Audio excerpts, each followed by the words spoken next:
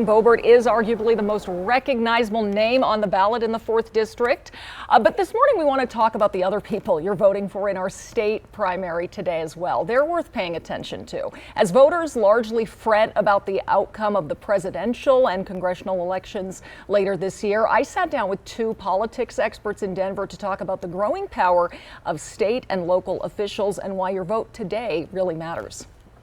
There are a lot of names on Colorado's 2024 primary ballot.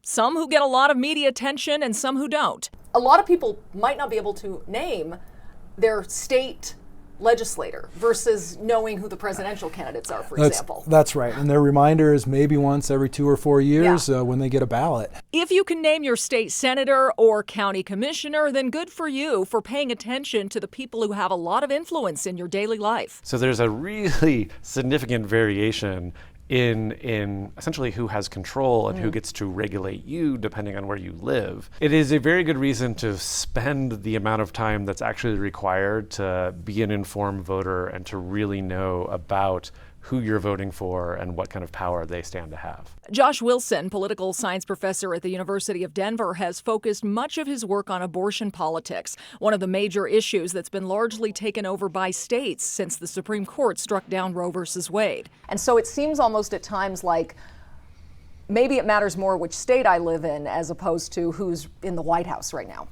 Yeah, there's a relationship between the two, but you're Okay. 100% correct that essentially, when the federal government provides space, we can find a lot of variation amongst states. It's not just abortion, though. This year, Colorado passed a first-in-the-nation law regulating artificial intelligence on its own, and states are taking environmental regulation into their own hands. It really allows for these 50 states to serve their citizens, right, that have different preferences and different interests, better than maybe we could have with one overall national policy.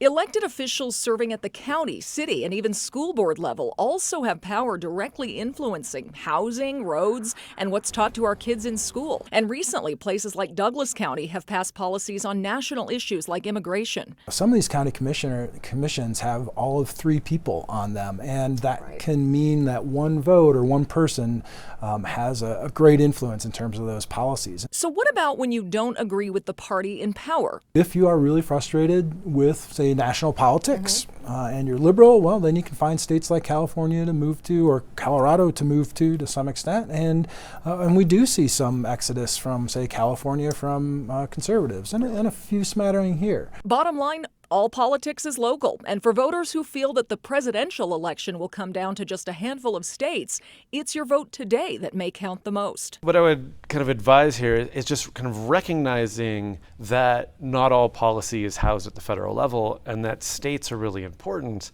And so we really do need to think about the composition of our state political institutions and what, essentially who do you want in those spaces? We would love it if you'd stay right here with Denver 7 on air and online as we track results from today's primary. Polls close at 7 p.m.